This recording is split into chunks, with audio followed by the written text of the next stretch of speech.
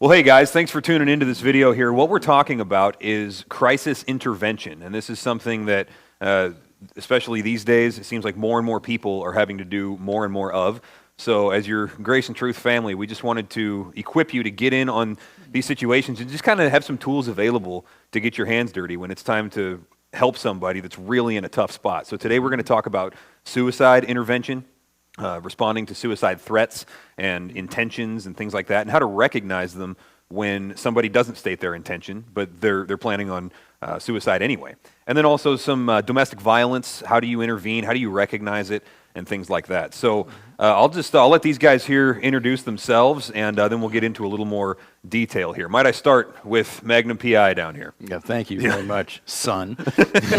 My name's Merle Myers, and my wife Cindy and I are senior chaplains with the International Alliance of Community Chaplains, and we serve agencies for 3 hospitals in King and Snohomish counties with trauma and bereavement one-on-one and group facilitation, and we also work with American Foundation for Suicide Prevention.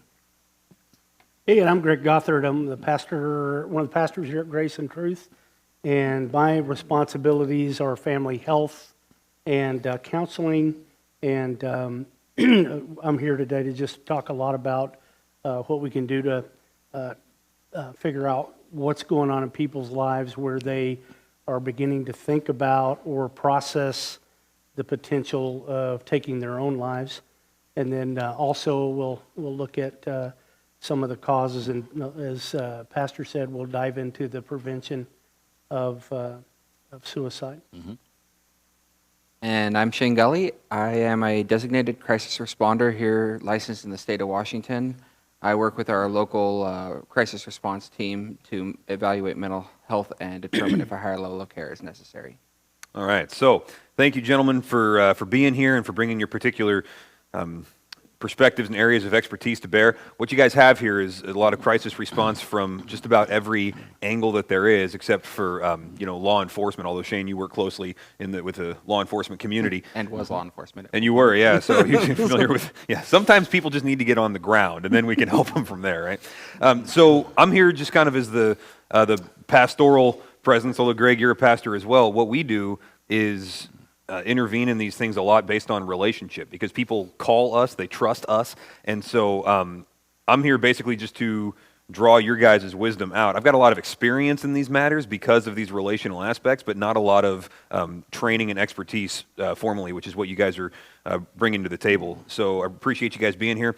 I want to just set the table here with the question, an answer to the question of what's God's perspective on all of this, right? So people are hurting, life is messy, the whole world is broken. It's fallen. We know this from the second page of the Bible, essentially, that this is not the way that things are designed to be. And when life does not go according to plan, then it can sometimes and often end up in what we would call flat-out crisis, right? So the church ought to be here to be able to help and to intervene. And so what God says here in Galatians 6, right at the beginning of it, he says, "Brothers, if anyone is caught in any trespass, you who are spiritual should restore such a one in a spirit of gentleness, each one looking to yourself," in other words, take care of your own business as well, make sure that you're healthy internally, "so that you too will not be tempted.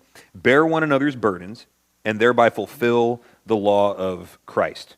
So if we don't in some way shoulder each other's burdens, then we're on a completely different mission than Jesus was, if we're looking to our own interests rather than to those around us. So we want to develop some skill in how to do this. Ephesians 4:12 would call this equipping the saints for the work of the ministry. God wants people helped, and that's why he put you here. So let me just get started with the subject of suicide, and then we'll move into domestic violence. The first question that I want to throw out to you guys is, how do you recognize the signs of emotional distress? Because people hide this stuff, people retreat in shame, people go internal and they bottle things up. A lot of times you don't get the phone call. So what are we looking for somebody who's in emotional distress? I think you have to categorize distress and disorder, mental illness, like grief, trauma, or distresses. Then you get into the mental illnesses, those are disorders. And a lot of times they're interchangeable. The anger, losing sleep, your diet changes. You just start to go off into this different world where things seem right. Taking your life seems right. I don't want to be a burden to those people. So it's just figuring out, I think, what they're experiencing and working with them on vocabulary so they can articulate how they're feeling. So that's kind of how we try to step in and help. Yeah. Good. I love the point you kind of made there, separating trauma and mental illness. But trauma, the interesting part is how trauma characterizes mental illness later.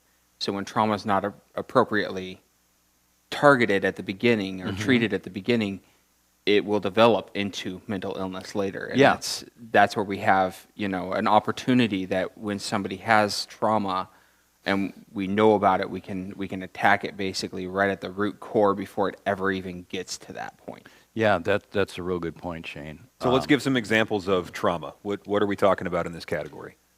So you're talking about anything from a loss of a loved one to car wreck to any debilitating illness or injury, anything that's going to have a major life change is going to be a trauma.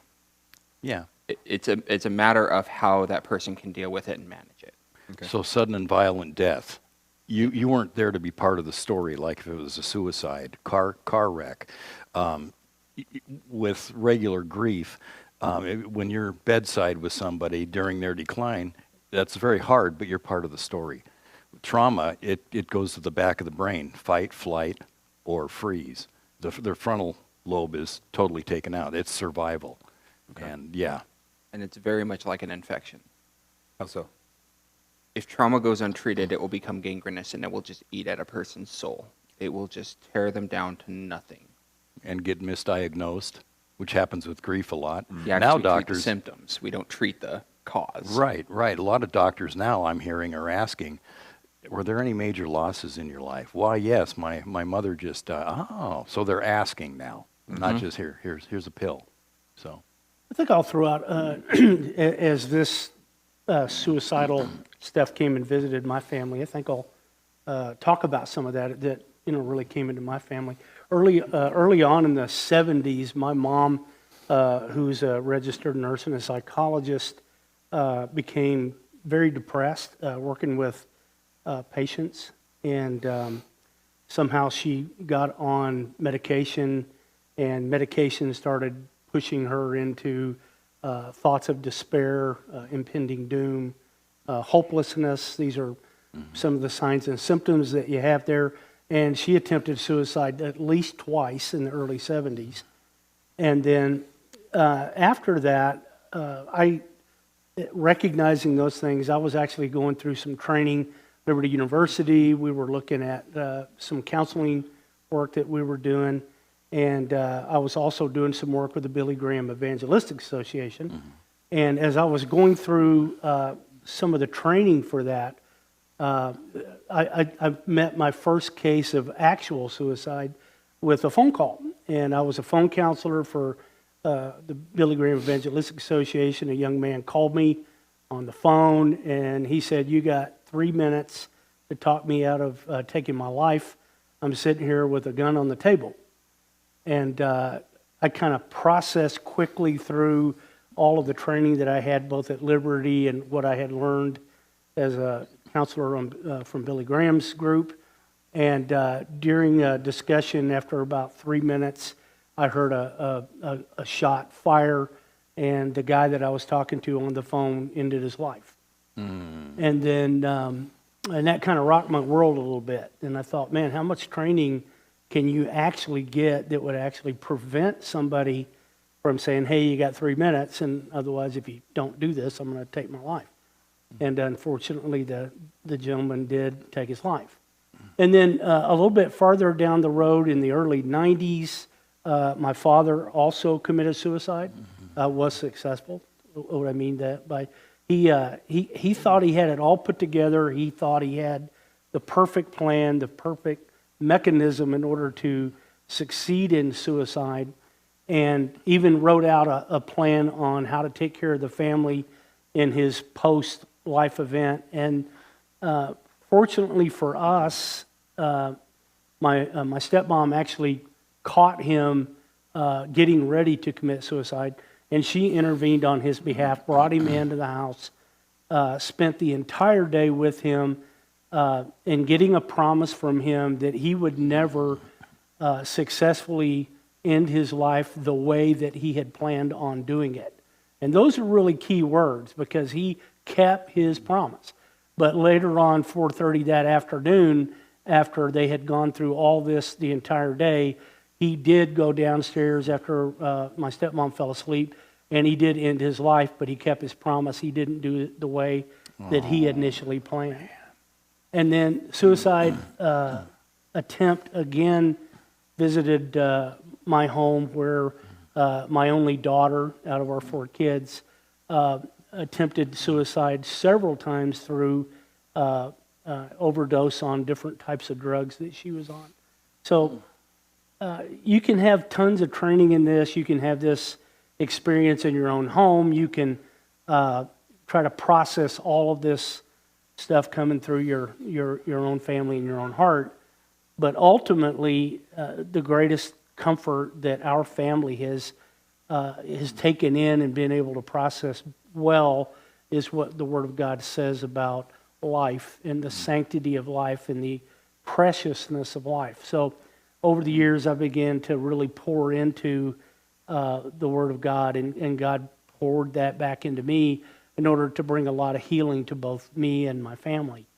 So I think it's critical that as we have this discussion, we think about what is the potential for your family, what is those closest to you that might be having those feelings of impending doom, and really thinking seriously about ending their own life. And Shane said something really incredible that's so important in this, that sometimes when people take their life, they take their life because they think that they're doing the world a favor. Yep. If I take my life, then everybody else is going to be okay. And I can tell you from real-time experience, that ain't okay. And because we end up cleaning up the aftermath and then dealing with those feelings for years and years and years to come. It ripples on It and is on. a ripple effect. Yeah, we were just in a few of us at this table have been together now in suicide prevention situations just recently, and you and I were in one, and the guy was just in a real tough spot, and there was a sudden loss in his life, and he was talking openly about suicide, and we were in whatever words we had to use at the time, we were basically saying, look, if you go through with this, then a whole lot of people are going to feel the way that you feel right now, right? And but they don't see the ripple effects because different things start to make sense to them. So, yeah. So Shane, you were talking about the golden opportunity there, where where the trauma has not yet turned into a mental illness or a disorder, and there's a chance there to get in and give hope when in feelings of hopelessness. So maybe one way, and fix this phrase for me, I'm just brainstorming, maybe one way to recognize somebody that's at risk for suicidal thoughts or behaviors would be to just know the people that you love, know what's going on in their lives, and if there's a loss or a sudden impact that's going to lead them to a feeling of hopelessness, we need to be looking at, we'd be watching them, be in touch with them, be praying for them, and be praying for that insight, because they might be candidates for that kind of despair. There's also a great method for working with, not treating, but working with, is companioning traumatized as well as the bereaved, and that's just going alongside. They had in 2000, 350,000 Holocaust survivors in Israel, and they started to get re-traumatized. They came out of the death camps, went to work, got married, had families. As they retired, they'd lose their social network, their spouses would die off, they got re-traumatized, and their adult children got secondarily traumatized. No one knew what to do with all these people. And Dr. Nathan Kellerman did a study, and he determined what helped them was having somebody just listen to their story over and over and over again. Not try to fix them and not have answers, but just listen. And then they started to reframe their story. They would go before the death camps, when they were in university, when they got their first kiss, or whatever. And that's what really turned their life into a mosaic with some darkness and a lot of good, rather than the final paragraph being the whole book, you know. Right. And so maybe we could just get our hands around the problem here. Greg, I think you brought some stats regarding the reality of suicide in our culture right now. Yeah, let's go ahead and talk about the most recent. Let's sneak Shane in here. Can I intervene real quick? Sure. So you both are talking about something that you and I actually talked about, right? So what does the Bible say? It says, do not forsake the gathering of the like-minded, right? Hebrews 10, 23 to 25. Exactly, right?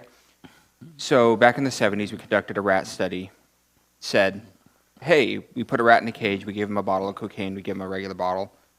They overdose 100% of the time. Back in the 80s, we decided, well, we'll redo this.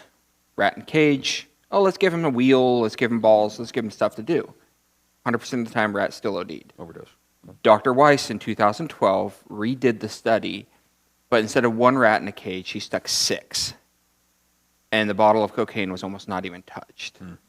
The reality being is connection is the difference. It's the difference between depression and anxiety and supportive nature. It is the difference between addiction and being overwhelmed by the world and being somebody who could actually stand up against it because you got somebody to shoulder with. Connection is the base, and Christ was definitely one to make that statement. Bear one another's burdens. Bear one another's burden. It was Christ and 12. Like he didn't screw around with it. He made sure that connection was established. And if we're really modeling his life, we need to be modeling it in that way as well. I'm going to use a weird term, and you're exactly right. Sometimes when people don't want that connection or they choose to isolate, I learned a term long time ago when I started my counseling ministry, and that was intervening on their behalf. And when you intervene on somebody, it's if they've gotten to the point where they've isolated themselves and they're beginning to think about and process through the potential of taking their own life, is sometimes they need to be intervened on. And what I mean by that is that community that loves them comes alongside them, and whether they want help or not, they get all kinds of help. And what's really, I think, important about that is exactly what you're saying. We don't forsake the assembling of ourselves together in that corporate worship, so that usually if there's somebody who's thinking about suicide, the first people they tell, as Pastor Dustin said, sometimes they'll tell somebody in the church. Yeah.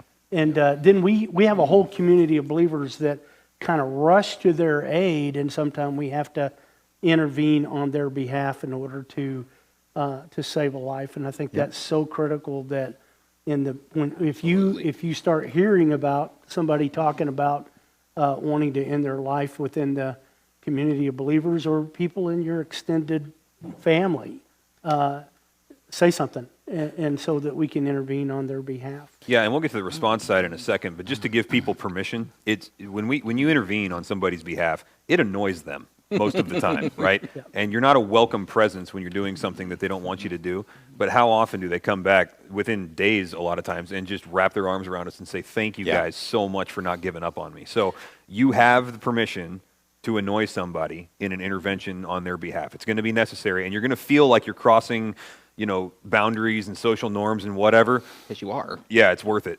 Yeah. Yeah, that's what you're there for. So. Greg, can I ask you to talk about masking? Because I have a trauma therapist just retired. Her first husband took his life. Nobody, including her, had an idea.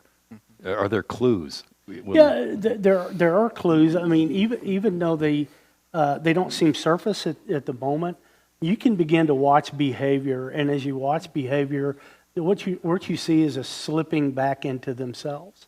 Okay. So they're not communicating very much. They're kind of withdrawing and hiding, and they have this.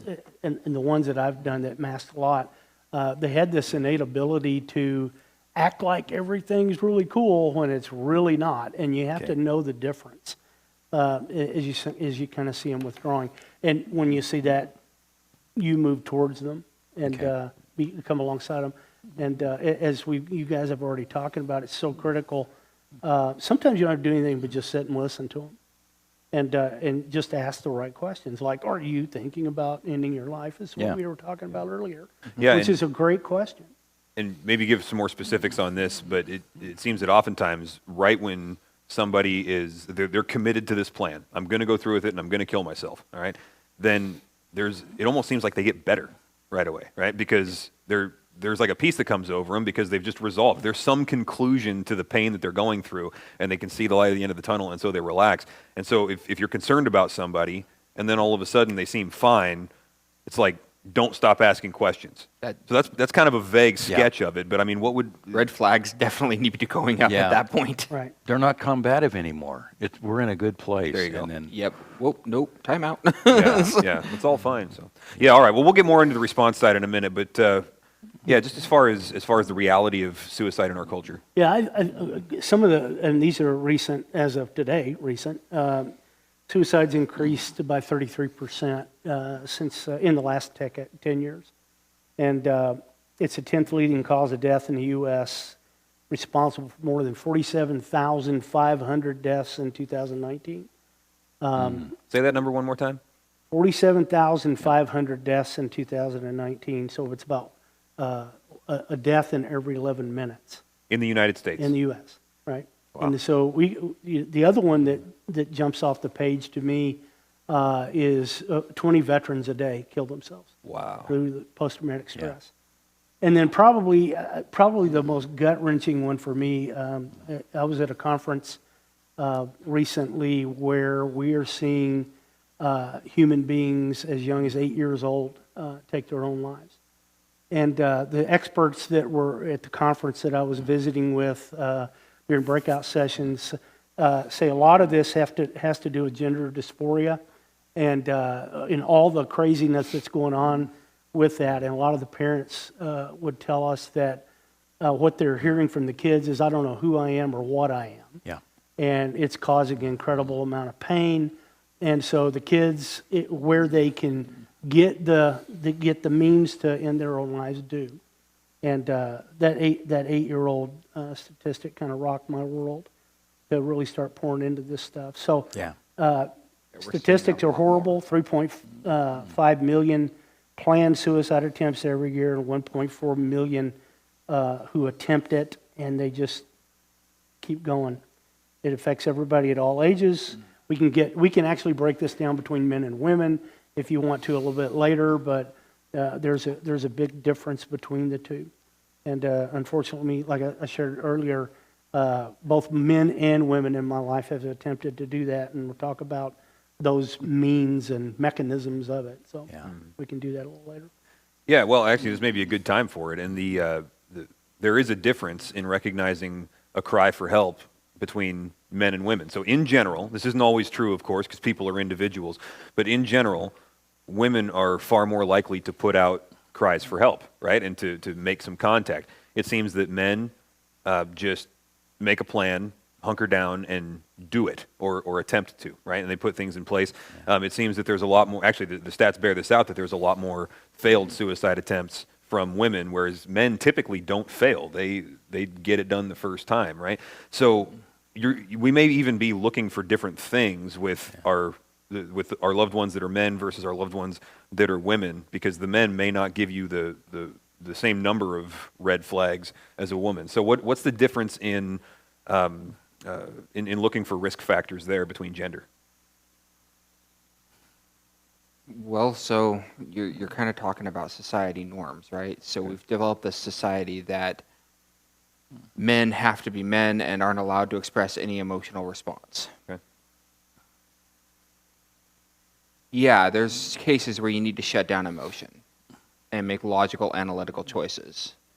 If anybody's worked in any first responder field, you know that has to have a point. Mm-hmm. But when you see men who literally show no emotion, like they're not showing it towards their wife, they're not showing it towards their kids, they are literally just shut down to everything around them. Basically, we would use the clinical term as they have an inadequate awareness of their surroundings, right? An inadequate awareness of their surroundings. Correct. So they just aren't really aware of what's going on around them. That's going to be a red flag with men. You're absolutely right. Women do tend to speak up more and are more vocal with it. And at least that's my experience working at Crisis here, but women will reach out to friends, family. You got to be cautious about whether or not they're reaching out because they're actually suicidal or because they're seeking attention because they're not receiving enough of it. Okay. So now you have kind of this double-edged sword of, okay, we need to take everything seriously, but what are we dealing with? So once you start identifying those markers, it's time to start really digging down and asking the questions of what are we actually dealing with here? Yeah, and it seems that, and this is anecdotal because it's just from my experience, so maybe there's more, clinical insight on this, but it seems that men do actually reach out for help if they have close relationships because they have guys they can reach out to. Of course, Right. men are less likely to develop a close circle of, multiple friends, so maybe that's part of the reason. But if we've got brothers, it seems that the calls come in. Well, how often do you hear a brother tell his brother, I love you? Yeah, not a whole lot. What? You don't. Is that a problem? Well, it depends on if he's got another way of expressing it, I guess. All comes down to communication. But are we letting our brothers know that we love them? Are we showing them that sacrifice? Are we showing them that we're there when they need us? Are we that person that needs to be reached out? Yeah. Or that can be reached out to, essentially? And men also get angry and just say something, I'm going to end my life, just to end the argument or avoid the Yeah, it's an avoidance confrontation behavior. too. Yeah. Especially in marriages, if there's a marriage fight and they just can't win or something, they'll just go straight to the finish line and say, Yeah. well, that's it then. Why don't I just go kill Till myself? death do us part, right? Yeah, it's just a way to spike the ball, I guess. But not always the case. So we want to talk about some of the mechanisms. We won't get too deep into this, but firearms, suffocation, and poisoning are the three top reasons people or how people end their lives. Firearms, suffocation, and poison. So And you're talking poison. about intentional overdoses there and things like that? Yeah. And chemical Asphyxiation, yeah. suicide. Yeah, and Yeah. and that's part of the poisoning where they can poison themselves to death. Suffocation can come in lots of different forms. Many times it's hanging. I had a friend of mine in high school, and it's kind of interesting. She kind of reached out to us, my wife and I, over the years, and we were there on the phone with her at every birth of her 4 children. We were on the phone with her at every one of those kids' major events, and we were also on the phone with her when her 11-year-old son hung himself in her garage. And the child was being bullied big time at school, and the mom ran over to the eye doctor to take the kids to the eye doctor.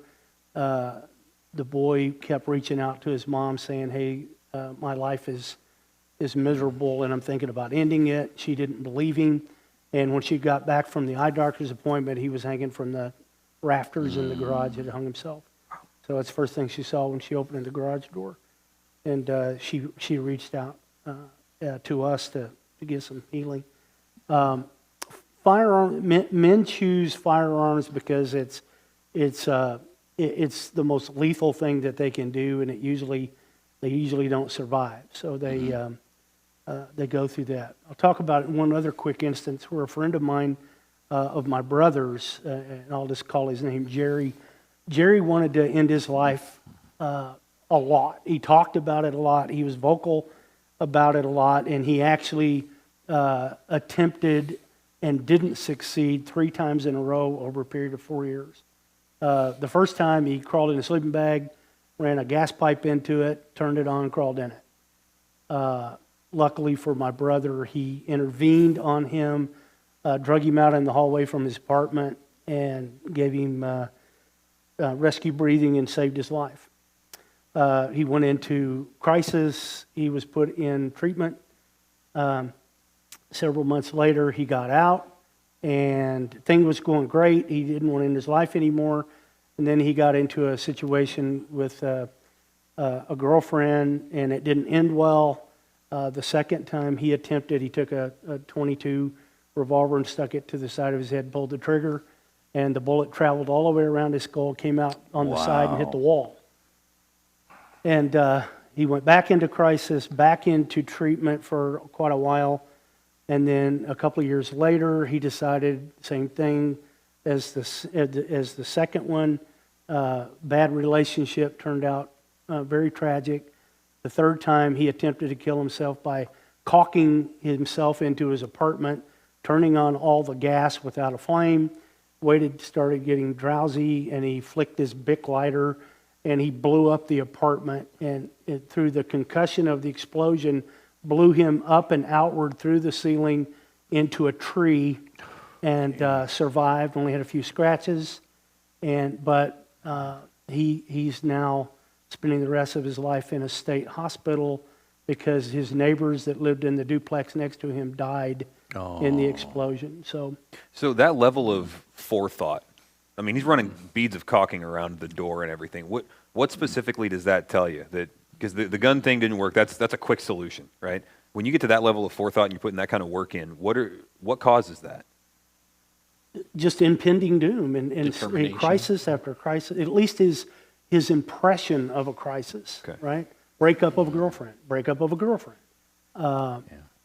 bad situation at work where he felt like he was not being recognized and nobody cared, that nobody care thing. And in the midst of all that is a tremendous amount of confusion.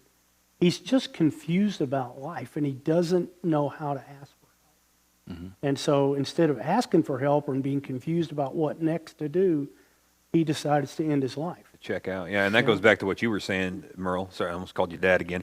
We're professionals here. That goes back to what you were saying about people just having a vocabulary to put on things. I mean, just when you can't discuss something, your brain can't categorize it, right? Because our brain converts everything into words for us to understand it. Everything except color and music. These are the things that are basic to the human brain. Everything else goes into a vocabulary so we can categorize it. So if we can't categorize the grief and the pain and the whatever, it just ends up being this unengageable enemy. Yeah. You don't know where it's coming from. You don't know when it's going to hit. And so let's give some vocabulary to it. So some of the things that we look at when we're determining mental status are what we call psychological features. So this consists of hopelessness, helplessness, worthlessness, anxiety or panic attacks, what we call psychological turmoil, so those spirals that people get into of, it can't get better, it's impending doom, like this is psychological turmoil they can't escape from. Decreased self-esteem, behavioral features, so they've never started cutting, now they're cutting, and they're gradually cutting deeper and deeper and deeper. Those are behavioral features that we're looking at. Aggression, so somebody who is usually docile starts becoming aggressive or starts bullying somebody else. These are features that we're looking for. Shame or guilt, without going into too much detail for HIPAA, but had situations where he cheated on me, so I cheated on him, and now I have guilt, and now I can't deal with it. And you can't erase the past, so it seems like that can go nowhere. Yep. You're stuck with it. And so, and then impulsiveness is definitely a big one, in agitation. Yeah, and just having these words available when you confront somebody that's feeling any of these things. I mean, we were in a situation recently where this guy was kind of starting a lot of sentences and not finishing them because he didn't know what to say. And he goes, I can't even, but how do you, and one of us said, it just feels hopeless, doesn't it? And he goes, yes. And that was the breaking point where he could start operating out of a different side of his brain then. Yeah, and what Greg did there was somebody would say something, and Greg repeated it back with different vocabulary, and the guy goes, yeah, he's listening to me. I'm heard, Yeah. Yeah, relating. We call that active listening. Yep. That's what it is. It's repeating back to somebody in a different way what they have just said to you so that you actually have an understanding of what they're speaking. Oh my gosh, we actually have to listen to people. Yeah. Yes. We have clarity. Basic human relationships. Yeah. Go figure. Yeah. So as far as recognizing then, we may be able to see some of these red flags if we have a little bit of this vocabulary in our back pocket to be able to not only recognize it ourselves, but to be able to help them talk about what's going on, you can kind of draw them out a little bit, then and do some active listening. Then these are good tools to be able to have to recognize. Unless there's something else you guys wanted to cover on this that's important, let's talk about the response side of things. How do you know when to take that first step of saying, hey, I think you and me need to have a conversation, right? How do you know when to hang back and when not to? Because we've all got the situations where we wish we had said something sooner, but there wasn't quite enough information there to make the conclusion. So what do you do? How do you engage first? I want to back up one step if I can, and we're going to dive right into that. I think understanding the vocabulary, but there's 6 reasons why people do this, okay? And I'm just going to run them through real quick so at least we have that level of knowledge for anybody. I don't care who it is. They're depressed and they feel hopeless, and they will say something. Normally they'll say something to somebody closest to them. The people that they're saying that to may not know what to do, but they need to call and get help. They're psychotic. They're really not in touch with the reality. They're saying things that they absolutely can't pull together and make any sense out of. And that's sleep, diet, maybe hydration. And all of those contributors. health factors and environmental factors in their life. Right? Yeah, and honestly, I Drug mean, use not to and interrupt you things here, like but sometimes just getting somebody's nutrition leveled out is a huge intervention piece. Oh yeah, sodium, potassium. That's right. Are big key players. I keep So if water they're- bottles and granola bar or protein bars in my truck because sometimes in these response mechanisms, Keep or these Gatorade. response situations, Like literally, if the electrolytes are off, you're going to see a decline in functionality in a person just by something as simple as they don't have enough salt in their system. That was the prophet Elijah, Yep. right? Self-care, exactly right. biblical self-care, sleep, Yeah, and he'd been through that really food. traumatic experience, and so Elijah goes back to the desert, and there was self-pity, and he asked God to kill him. He wanted to check out. He said, and this is after one of the most miraculous scenes in the whole Bible in 1 Kings 18, right, where God basically just whooped up on Baal in a humiliating Set fashion. the altar afire. Yeah, and Elijah goes back and says, just kill me, God. There's nothing left. And what does God do? He gives him some food. He lets him go to sleep, tells him to take a nap, and then he gets back to work the next day. Right. yeah. So number 3 on that list is people become impulsive. This is some of the latest research too, and they're suffering from. Listen to these acronyms. You guys know what they mean. ADD, attention deficit disorder, right? ADHD, which is the hyperactivity component of ADD. Addiction and substance abuse. They're getting involved in those, so they're acting out impulsively, and they're suffering from one of these things. They're crying out for help, and nobody seems to be listening. Debbie and I were at some closest friends a few years ago. Their 17-year-old son said, "Hey, can I talk to you for a minute?" And I went and sat down with him on a couch in another room away from the family. This is over Thanksgiving dinner. And he says, "I haven't been to school for a whole year." I said, "You haven't? What have you been doing?" "I've been skipping school and going to the skate park." And I said, "How is it that nobody knows what's going on in your life?" He goes, "I don't know. Maybe they're too busy." And he said, my mom doesn't talk to me. My dad doesn't talk to me.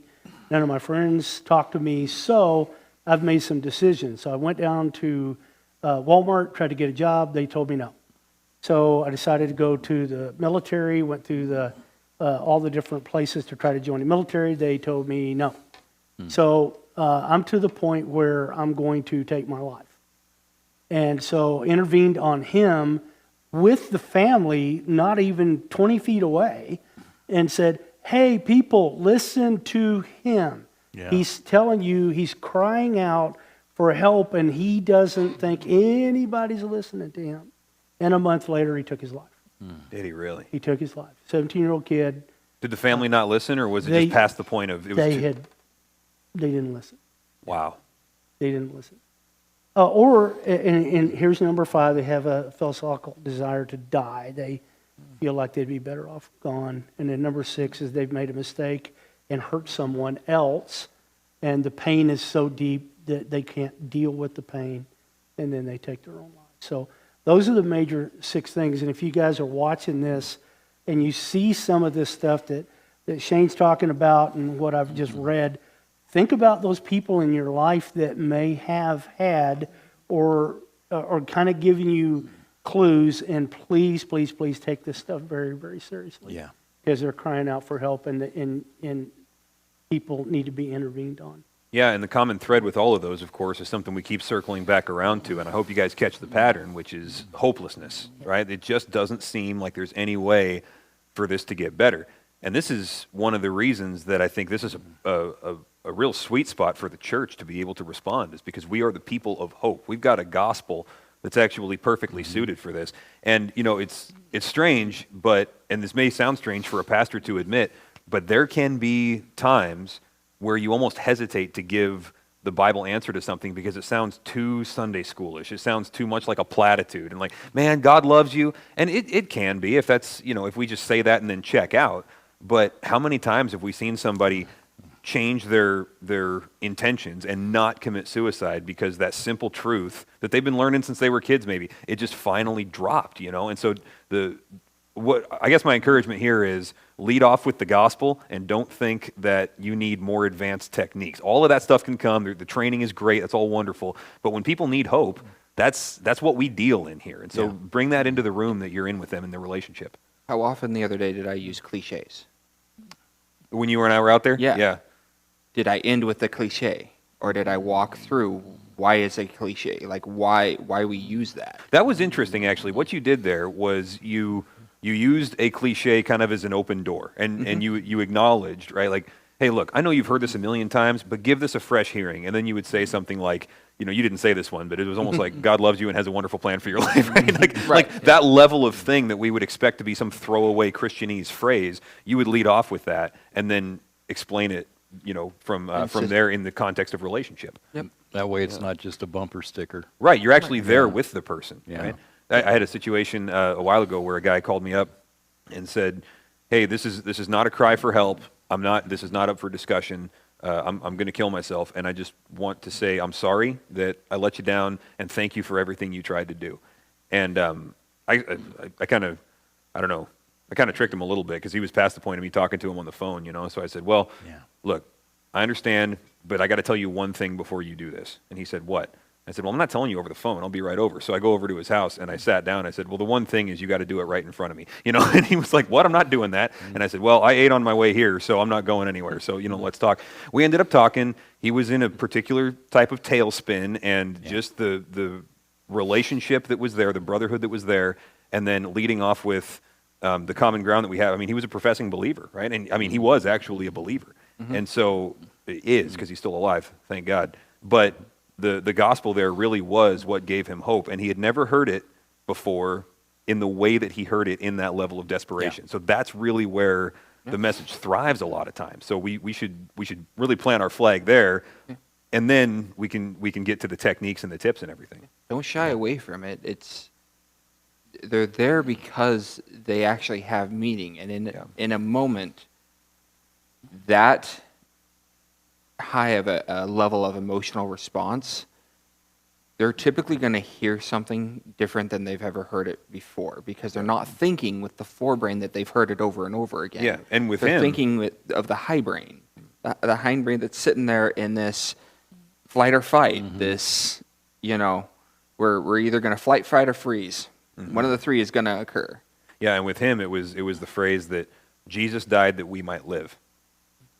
It was that simple. That was kind of the turning point. Long conversation, of course, but that was the crux. Jesus died that we might live, and it was the gospel that leads to life. There was, you know, hope in that and everything. So anyway, so when the call comes in, then, all right, assuming that the call actually comes to us, which happens sometimes. Sometimes you got to recognize it and go, but then sometimes the call comes to us.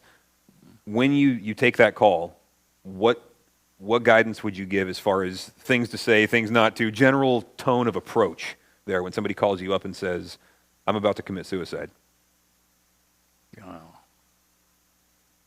I'm going to have to yield. I was going to say, we all yield to three kind of experience. tackle this at different angles, don't we? Yeah. We do. Oh, you want to start? Sure. I mean, the calls come to me because I'm with crisis. Like, this is somebody who's reaching out. Sometimes it's a matter of determining, okay, is somebody else there with you? Do you have somebody that can monitor you for safety, or do I need to call in a welfare check to non-emergency dispatch and have an officer come to where you're at? That's an option for anybody, by the way. Not just first responders can do that. Non-emergency police dispatch will do a welfare check if you call Welfare in. check, yep. Yeah. So, by the way, the process on that, you just call the non-emergency number and tell them what? So they're going to want an address, and they're going to want a name and date of birth. You do not have to provide any of these things. If you can just provide their name, they will find the person. Like they're going to go. Now, the key to that is they have to know if the person's home or not. If they can't locate them, they are not going to go out searching the city to find them. They have other things that they need to be doing, and that is a reality of the situation. Because these are police officers. Yep. Because they are police officers. That being said, we do have a mobile outreach team in each city that can respond with officers as well. And so we have some availability to have a mental health person respond right with officers at the time. Okay. I Now- interrupted you there, sorry. No, you're fine. Like that's perfect. Like, and we'll just include the number is 509-628-0333. So now you have that. So the big thing is, okay, do we have somebody who is being monitored, or can we call somebody to safety plan? Can we, like, what can we do in that situation? Are you able to get yourself to us safely? Do you feel like we can sit down and have this conversation, right? And so that's with somebody who's actually calling on the phone. I also respond to all the area hospitals. So typically when I've responded to an area hospital, it's because somebody's attempted suicide. So we're already past the fact of, okay, I'm thinking about it, and now I've actually done something about it. So typically when I respond to that, now I'm establishing, okay, where are we at mentally speaking? Where am I still on this depressive low that if you release me, I'm going to go and complete suicide? Or are we at a point where I can safety plan and I can send you home with some family and people are going to wrap you up the way that you need to be wrapped up? Which, as you know, I often reach out to Grace and Truth community because I know our church will wrap them up. Shane likes to call me and say, I got one for you. I can't tell you anything. Just be by your phone. And I'll say, okay. But the truth of the matter is, how many have we saved doing that? Yeah, and it's probably impossible to count. but- Because our family here, I can trust them to wrap them up. And that trust from me shows to them. And that is a very powerful thing. The fact that we don't just say it, we do it, is a very powerful thing in somebody's life. So Christian integrity can actually save lives and often does. Yes. Yeah. And very often, as you've seen over the past couple of years that we've been doing this, Yeah. does. I'd like to find out, we'll never know the number, but how much spiritual bypassing is there where we as Christians kind of look the other way when the person in the seat next to us is really suffering and we don't ask. We don't. You want to know why? Go ahead. I've got that right here in front of me. The paper says. Answer. Why is that question so difficult? This is why. Number one, it feels like you're being invasive into somebody's life. You don't want to offend them. And you're not sure if your perceptions are really right. You're seeing things, but you're not real sure. Mm-hmm. If your gut's telling you something's wrong, it probably is wrong. Okay, so step into that. And the top reason is you're afraid they're going to answer yes. And unfortunately, we kind of back off on those things because we don't want to, be invasive in somebody's life. But in fact, when you look at them in the eye and say, have you ever thought about killing yourself? And you ask that question directly, you may be the first person in their life that ever asked a question. Which comes across as you're the first person that cared enough That's exactly to right. ask. Yep. Yeah. Yep, this person actually cared to ask. Wow. Okay, so then they'll tell you. And then you start asking questions like, so have you got a plan? And what do you plan on doing? And you start going through the plan with them. And they're usually pretty articulate. If they thought about it long enough, I think I'm going to do that. And then you can start getting into the why questions. Yeah. Hey, let me Because you straw got the man you plan. here. But Go Pastor ahead. Greg, you don't want to bring up the issue of suicide because that might plant the idea in their head and then they'll do it when they wouldn't have before, right? No. No, you step in. You asked the question. And this is the, I'm going to get all churchy on you. Preach to me, Can brother. Can I do that? Jesus loves people, and he died for them, right? And the love of Christ flows in us and through us to those around us. God is all about the sanctity of life. Every life is precious to him. And it ought to be precious to us, right? So as we sit next to these people or rub shoulders with them, or whether you're in the church with them or in the grocery store, or I've intervened on people at work who didn't want to go behavioral health and took them anyway, and intervening on their behalf.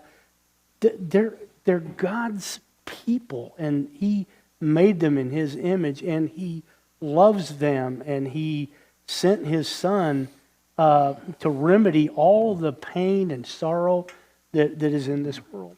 And we need to allow that love to flow through us to those around us. So step in, lean in. Love them enough to get awkward. Love enough to get uncomfortable with all this.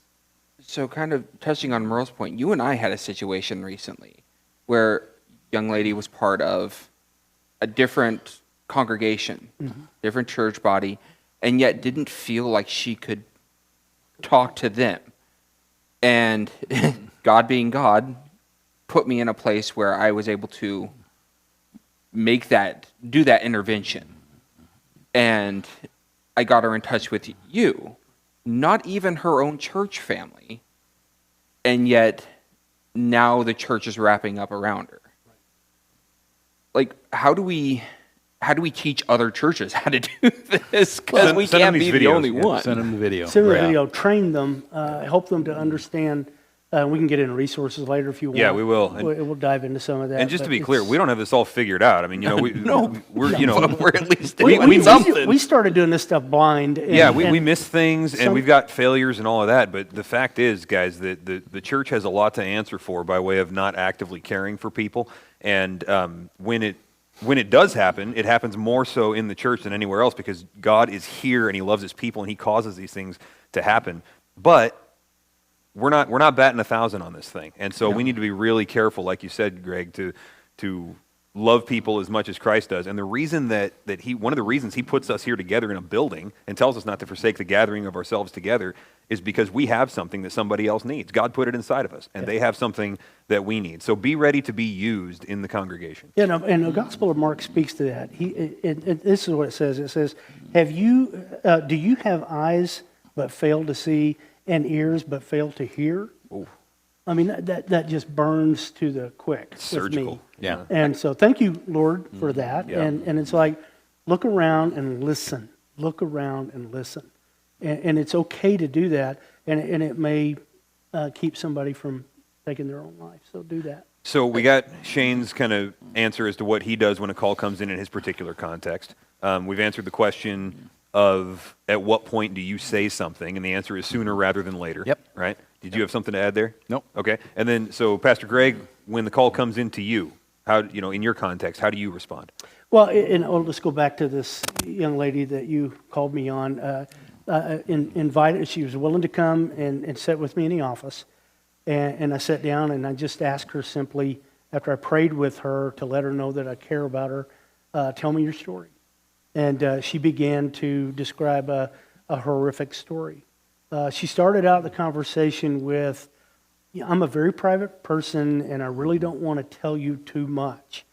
And just in sitting and listening to her story, the whole story unfolds. Yeah. And she began to share 3 different attempts that her significant other attempted right in front of her face. And he was also intervened on, but if he's being intervened on in a place where he actually can be locked up and really helped in preventing him from carrying out what he was attempting to do, which is in his life, then we're able to just pour into her and let her know that we love her, and that sometimes you don't understand why people choose to want to do this, other than we go through those 6 different reasons. But our intervention with me sitting her in the office is letting her tell her story. Mm-hmm. and telling her that we care and that we love her. And when there was a creative pause that she put out, stopping and praying with her, and using her words through her pain, and giving those back to the Lord. Because none of this stuff, and I really want to hone in on this, none of this stuff, freaks God out in any way that one of the people that he created wanted it in their lives. We see it throughout Scripture where people, both in Old and New Testament, attempted to do that. But also, the Scriptures that I used to pour into this lady while we were sitting in the office was to bring a soothing balm to her pain. And God is great with giving us just a plethora of things to, either to commit to memory or to have it right straight in front of you. You can open your Bible and read it to them. And a ton of those are in the Psalms and many other places. So that intervention was listen to her, wait for the pause, pray, keep pouring into her, short prayers, not in it. And this is also kind of interesting that I've learned over the years is there's those King James prayers, Father in heaveneth and Goddeth of all creation. And sometimes it's just say, Lord, please help here. And that's a powerful, powerful prayer where God will literally just swoop in, and that you can literally feel the power of the Spirit. And at the same time, I'm asking for wisdom. And God said in James, if you ask, he will give it to you abundantly. And sometimes I don't even know where I had the memory of a particular scripture that God just plugged it in and I voiced it because it's there. And walked out of there feeling like I helped. And they walked out of there feeling like they had hope. I think that's super important. Yeah. Wow. Now, sorry, go ahead. I was going to say, the Bible even says, like, the Holy Spirit will interpret the groanings of your heart, That's right? Like, That's right. Thank you, Lord. even if you don't know what to say, Yeah. go into God, face down, and going, I don't even know where to start. I need you. All I know is if you don't do something, somebody's going to die. Yep. Right? And that dependence on God it's like, look out and watch the power flow, because when we're out of the way, then, he does his thing. When we are weak, he is strong, right? Yeah. So now you're normally on the grief and recovery and response end of this, but then you wind up working with grieving people that may be at risk for like a copycat suicide or something like that. So how do you engage those things when you recognize them? Well, and each one is different, it's just being with them in the moment, because the future for them is 90% fear, and the past is 90% or more regret. So just try to, the active listening. Yeah, and a lot of times fear's behind it, or anger, something. But yeah, it's just being there over and over. Be with them, yeah. Yeah. Yeah, a couple of the techniques that I use a lot when the call comes in is, first off, I'm quiet and I listen, right? I ask a lot of questions, and I don't make a statement for a long, long time. Sometimes I don't make a statement unless they ask me to.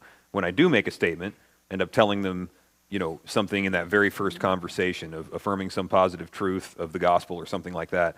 Or just correcting something, sometimes lovingly you can reframe something for them. But I've got a 3-to-1 rule, and sometimes I do a 5-to-1 rule. I ask 3 questions for every statement that I make, right? And that guarantees that they're driving the boat and I'm not dominating the conversation. Because, we've got a lot of stuff in our heads about this might help and this might help and this might help. And you wind up being Job's friend at a certain point, right? Just like, you're just a puzzle and I can fix you. It's like, no, I'm a person and nobody else is listening to me. So I've got a 3-to-1 rule with questions, and that's the best I ever get. 3 questions for every statement, and then it will become fewer statements from there. And those are open-ended questions. Yeah, absolutely. Most part, and one thing that I end up doing a lot is a technique that we all use here. And in fact, you told me a fancy name for this, a clinical term. But if somebody's kind of ranting and they're operating out of their emotional center, what you can do is you can ask them a question about chronology, and you can say, now hold on, I'm sorry to interrupt you, but did that happen before this thing or that other thing? And you can really observe them go from, they switch parts of their brain, and they'll go from, oh my goodness, I don't know what happened, and then he said this, and I said that. Oh, yeah. And you ask a question about chronology or math or something like, about what time was this, or how Columbo. long? Huh? Columbo. Columbo, right? Just one more thing, man. Yeah. And so when you do that, you can see their posture change, and they'll go from this to, well, I suppose that was about 2 weeks before, right? And it just kind of brings them down. So there's opportunities to do that kind of stuff, and it's all in that active listening and question asking space. And then from there, you're drawing information out of them, and I'm praying for wisdom the whole time. James chapter 1, verses 6 through 9 specifically, or where he says, if anyone lacks wisdom, let him ask God, who gives to all generously and without reproach. Ask in faith or you'll receive nothing. And so I'm drawing wisdom out from them, I'm drawing information out from them, praying for wisdom from the Lord, and somehow he winds up applying the right scriptures to the right place and whatever. But yeah, just it all goes back to just relating to them and asking questions. So I want to talk about two more things in our time. I want to talk about domestic violence, and I want to talk about resources. Can I circle back just a Yeah. shameless plug here? There's a video. It's not over 10 minutes. It's called I Jumped Off the Golden Gate Bridge. Kevin Hines is one of the 19 survivors.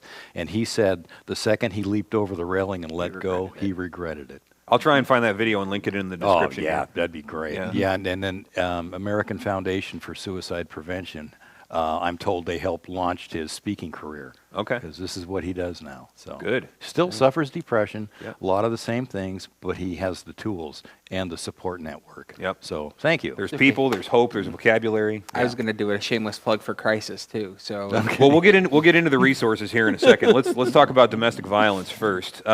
Just kind of some of the same things. How do you recognize the signs of it? It's oftentimes hidden. It's shameful, especially if it's a man that's getting abused. They won't even say it that way, let alone tell you anything if you can get them to talk about it. And we just want to know kind of what we're looking for as far as red flags, and then how to go about opening the subject and engaging it. I'd like to start off and kind of put this in perspective. During the Vietnam War, 58,000 soldiers lost their lives. And at that same time in America, 54,000 women were murdered by their husbands or their partners. Wow. So where was the media and where were the feminist organizations? Yeah. And We are a woman, but you're not hearing us roar about this one. What was going on there? yeah, it's just not the issue. The war was or whatever, and it's still not the issue today. Yeah, I'll give you there's two leading causes for death in women. The first one's heart disease, the second one's murder. Mm-hmm. And Murder is above car accidents. yes. Wow. It is. Yeah. Really? And it's usually in the workplace. In the workplace. In the workplace. Okay. In the home or in the workplace. So think about that. Heart disease is pretty equal across the board for both men and women. Yeah. Murder is second only to heart disease. Yeah, in and women. when we're talking about these staggering statistics here, that's a new one to me. I didn't know that. The question comes up, why isn't anybody making noise about this? Where's the media? Where are the particular movements that claim to be the flagship for solving these problems? I'll just go back to saying this: when Christianity is done right, it's usually done quietly, and so Christians have the ability to engage this stuff. And if the church is helping, it's usually done behind closed doors. Yeah. But there's no guarantee that we've been responding properly either. So we need to check Right. ourselves on this stuff. It's like let he who thinks he stands take heed lest he fall, right? And we need to not become proud and say those guys are the problem. Yeah. I don't know how much good the church did in this area in the Vietnam War and how much worse the numbers would have been, but I know the numbers are still awful, and we're the people that can't just raise awareness. We can go in and fix it. So we need to check ourselves on this too. Yeah. So one of the things I will say here is eye contact. Pay attention to it. Pay attention to everybody's eye contact that you interact with, because it's going to be suicide, it's going to be domestic violence, it's going to be something's wrong. When people cannot make eye contact, that should send up a red flag. Something is not right in their world. Let's talk about eye contact just for a minute, and just for kind of a little simple training on eye contact. When you look into a woman's eyes, you're looking into her heart. You're actually seeing through the neurons, the eye gate, right into the heart. When you look at a man's eyes, you can tell whether or not he's lying to you. And that body image that you're looking at, it would tell you a ton about what's going on. So you're exactly right. Look into the eyes of a woman who's been battered, and you will see her pain. Look into the eyes of a guy that you're asking, are you doing something that's causing abuse in your family, and you can tell whether or not he's lying. And as we get into some resources, we'll talk about how to do that. Can I read think my that's really list cool. on behaviors when Sure. we get to it? Okay. Yeah, go ahead. Love it. Okay. Domestic violence warning signs. The first one is jealousy. He accuses her of cheating on him all the time. Now, do these go back? Do these go both directions between husband and wife, or is it specifically male to female? We're working with a man now. And, Got it. And yeah, it goes back and forth. Yeah. Okay. Follows her around the house, into the garage, wherever. Doesn't want her to spend times with friends and family, which gets us to isolation. Controlling behavior. Constantly questions who you spent your time with. You know, where the heck were you the last 10 minutes, you know, when you were at the other end of the house? It gets that bad. Makes you ask permission to do certain things and degrades you, dehumanizes you by name calling. Number 3 is quick involvement. Hey, you know, no one can make me happy like you. Let's move in together right now. Let's get married tonight. You know, that's a red flag. So now the quick involvement then, that goes to control, and I need to have you close to me right now so that I can control the scenario and all that. So Yeah, that's the abusive I can behavior. control your finances. I'll send you you go. to work. Okay. I'll go take the money, buy the truck. You'll get nothing, but you got to keep work. Everything. Prevent your No escape. friends. Yeah, prevent your escape. Yep. 4 is isolation and tries to cut off your resources. Refuse to let you use the car, talk on the phone. Makes it difficult to go to school or work. And number 5, blames others for problems. So if he's having problems at work, it's somebody else's fault. Or if problems in the relationship, it's her fault. Or if female abuser, it's his fault. Yeah. Okay, so real quick then, can you just hit those headings one more time? Yep. Jealousy, controlling behavior, quick involvement, isolation, blames others for problems. So these are all things to look out for to say there may be abuse going on in this home. What about with children that may be being abused? That's on the spousal side of things. I can tell you what we experienced over being in Awana programs for years with the kiddos as they came into our Awana clubs. Watching them isolate themselves, not making eye contact. If they're doing something within the game activity, yelling ouch or ow when they shouldn't be yelling ouch or ow, which means they've been physically abused and somebody touched them in an area that really hurt them. And then uncontrolled crying. They'll just start, profusely bawling all of a sudden for no reason.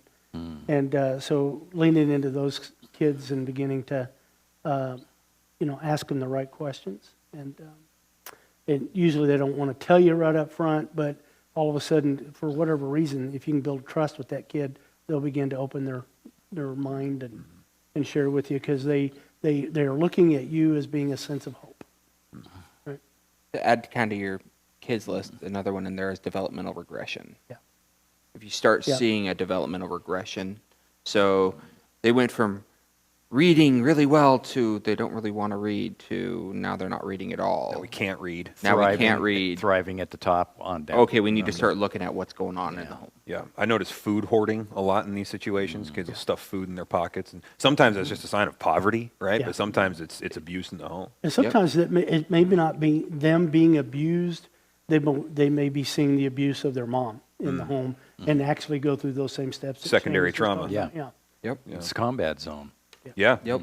Right. That's when you start seeing things like cutting start to develop as well. Okay. Because it becomes a negative coping mechanism to the situation that they're involved in at home. Relieving pain. Yeah. Yep. So I'll just tell you, as far as first steps for engaging this stuff when you see domestic violence issues, I personally, and I say this to liberate you guys and give you permission for stuff, I personally have two approaches. If it's a man, a grown man, I'll go engage him and just say, hey, what's up? Let's talk. If it's a grown woman, I will engage her with another woman or just have a qualified woman go in there.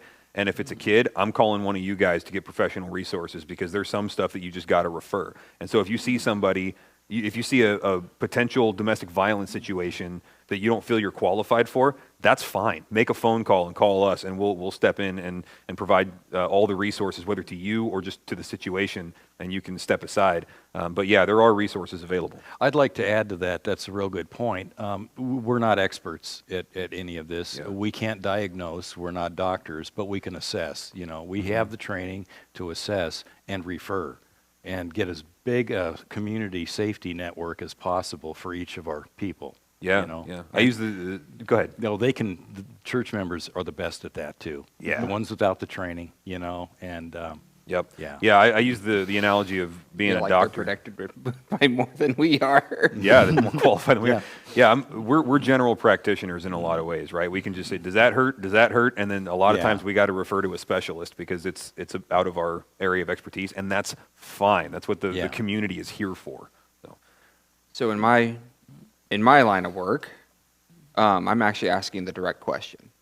I'm asking, have you been sexually abused? Have you been emotionally abused? Have you been physically abused?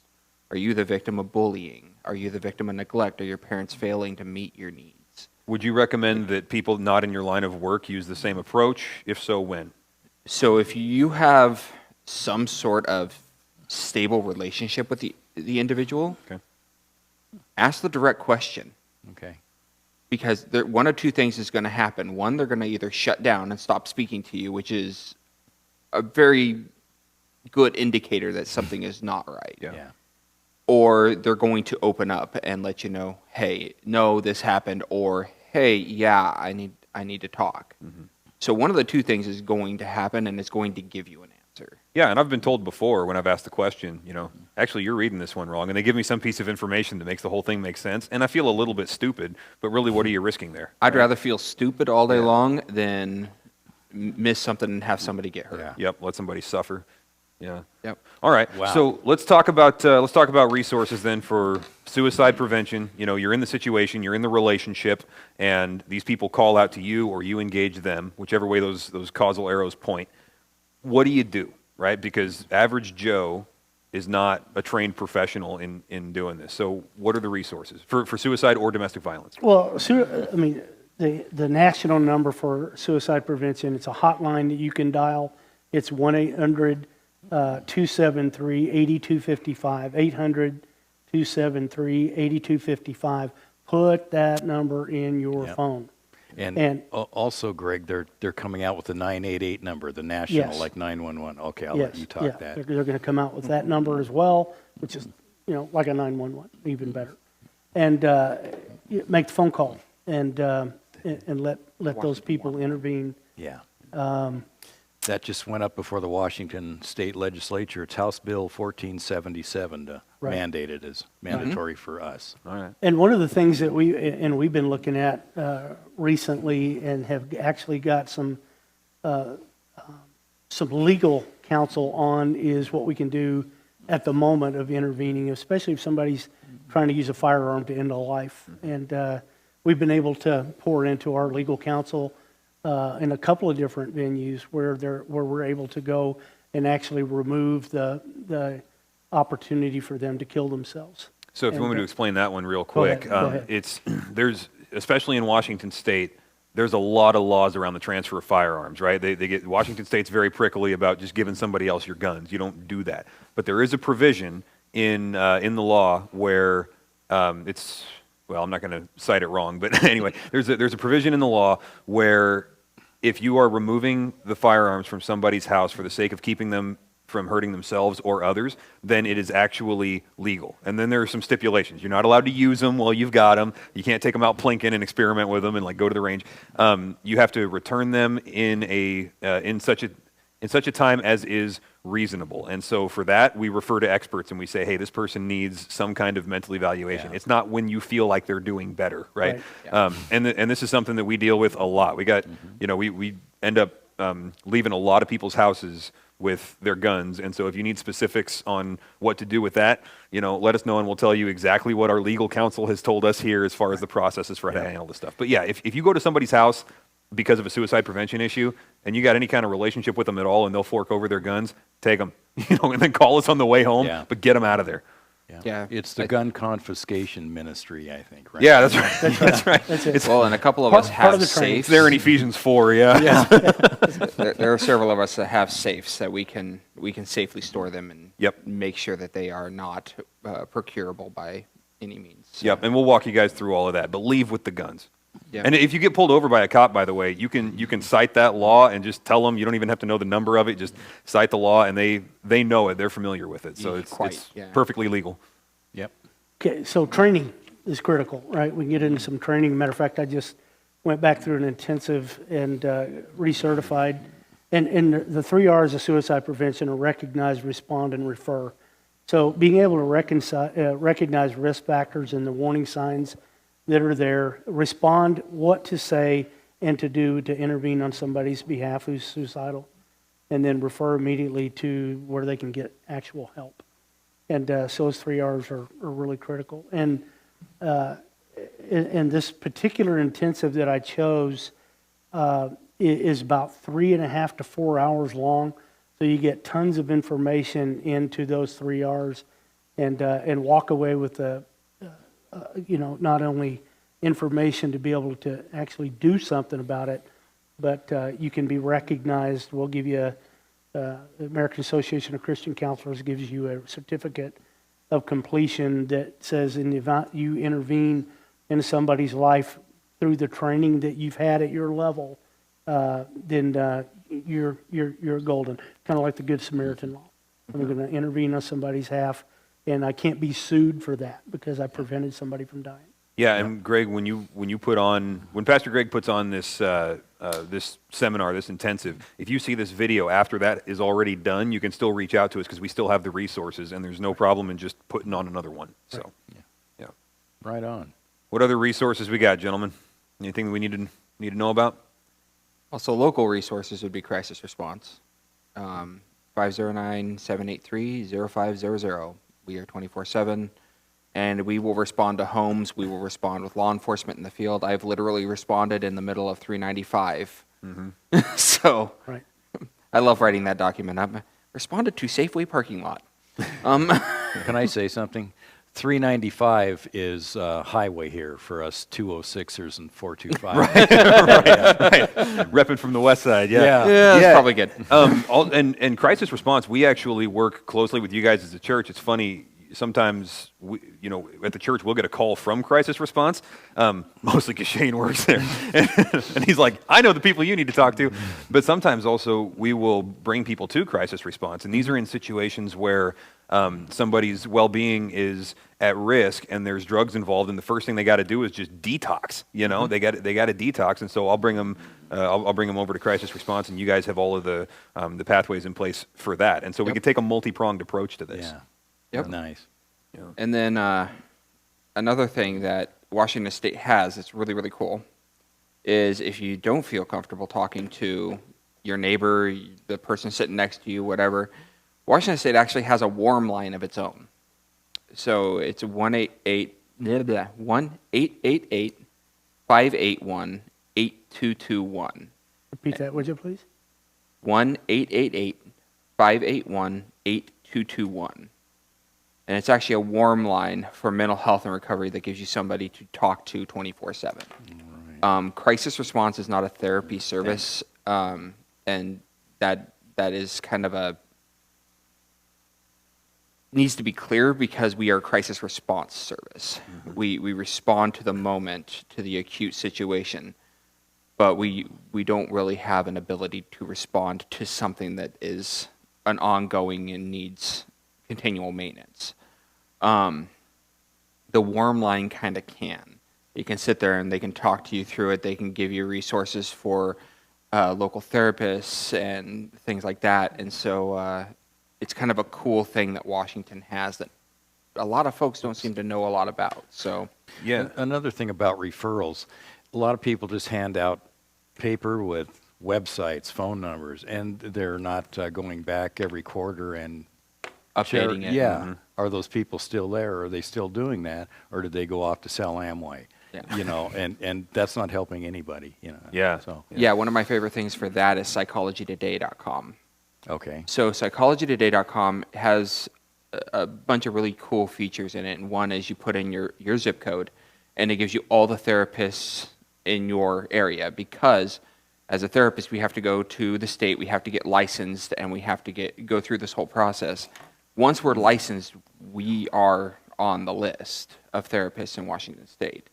And so we can provide a bio, we can provide picture, whole 9 yards, and people can go onto psychologytoday.com and say, I need a therapist in my area for PTSD that takes this insurance, and you can see exactly who is available in the Tri-Cities or Yep. in their area for that. And availability is a big thing because none of them are. Yep, Yeah, and a lot of times, a lot of therapists will post on there taking new clients or Good at point. capacity not, and so you can even read the bios of each of these therapists. Okay. and That's see That's a cool resource. who Yeah, kind of that fits is. with us. So And the organization I belong to and I'm board certified through is ACC.net, Yep. American Association of Christian Counselors. And you can log on, and right on the front page is find a counselor. You can put in your zip code and do exactly the same thing. AACC.net. ACC.net. Yeah. American Association of Christian Yeah, Counselors. there's Yes. 50,000 of us in that group. Yeah, that's a good So, organization. yeah. Yeah, and they also put on other trainings and certifications I love and them. things like that. And we've all done some of those, gotten certified for mental Yep. health first responder, or Right. the suicide prevention that we'll be doing and things Thank like you that. for So- that. Yeah, yeah. And so, I mean, you guys see us here, swapping information back and forth and like, oh, that's a good resource. Give me that phone number, whatever. I mean, we're all learning this. There's a million resources out there. Some of them are good, some of them aren't, right? And the community, right? Tap into the community. This is what we're here for. And you can turn to your church family, and we've got people in all sorts of different areas to be able to help folks. So just don't be shy about picking up the phone there. Well, I mean, as far as local things go, I mean, we haven't even gotten into SARC. We haven't even gotten into Mere Ministries. For domestic violence cases, Mere Ministries will go in and remove families to protect Put 'em in them, safe to harbor. to Yep. give them a Pulling safe people out of harbor. sex Yeah. trafficking situations. And Yeah, I mean, like, Yeah. U Medical even does a lot of intervention with Crisis pregnancy response. yeah, with these families who are domestic violence is a high risk, or like all of these. So I mean, there's Yeah, and that's It's just the just- Christian community, the guys putting organizations together and Right. saying, hey, let's Oh. do something. there's just so much vastness to the resources that Yeah. it takes all of us to kind of try and gather half of them. To navigate that world, yeah. Yeah, and it's very important that we just don't stay in our Christian environment, that Right. we reach out to secular organizations like your mom and I do with trauma and grief. Yeah. They're not Christian based, but we all work together, network. We all steal from each other. Well, yeah, and you can take resources, you can take approaches from people and share these back and forth, and then also it depends on the work that you're doing. A lot of times it's not compromising any of your Christian integrity to work with an organization that's not Christian on a certain thing, right? If we're doing some kind of anti-abortion campaign and the Mormons and the Muslims want to work with us, good, let's get to work. Yeah. Will we pray with them and have Bible studies? Well, no, we're going to evangelize them, right? But when there's a life to save, let's be good neighbors and partner up and get to work. Yeah, community. We all believe in community. You told the imam down the road that we're Yeah. never going to agree on who Jesus was or is, but we love our community. Well, yeah, and we've been, we had a good, we've had a good relationship going where we saw on the West Richland Police Department Facebook page at one point, hey, there's this van driving around, watch out, we don't know who this is, if he's selling ice cream or whatever it was, don't go up there. And so I called the imam, said, hey, let your people know. He said, thank you, because we all want the community to flourish, right? Yeah. Yep. And so we don't need to be tribal about this kind of stuff, and we also are not going to compromise the gospel Yeah. in the middle of that, and it all Yeah. works together. And nobody gets credit. Yeah, You know? beautiful point. Yeah. Yeah, we just want to help people. When Christianity's done right, it's done quietly a lot of times. Yeah. Yeah. The crisis response around here, it kind of is unique in the fact that all of it is some sort of religious base. I mean, Lutheran Community Services is who provides our WISE wraparound service for kids, and SWIFT, who is a swift response to behavioral or psychologically turmoiled children. Like, Lutheran Community Services puts that on. The chaplaincy here, all run by Catholic Charities. Like, Yeah. we really are just a kind of a Christian network here. We just don't see see it, I guess, as much as we probably should. Yeah, and it can get a little bit complex as far as like, if you get invited to sit on a board of some organization, right? And they want to open up with prayer, and it's like, all right, which cults are in the room here? Who do we agree with with the gospel? Who are And that's we fine. with? Yet at the same time, there's a website for fighting pornography. It's called fightthenewdrug.org, and it's a secular. That's cool. Yeah, it's a secular organization that's started by Mormons. So it's non-religious, but if it was religious, we would differ with them on the gospel, right? So, but guess what resource I hand out among many others to people that are trying to fight porn, because that's a great resource for them.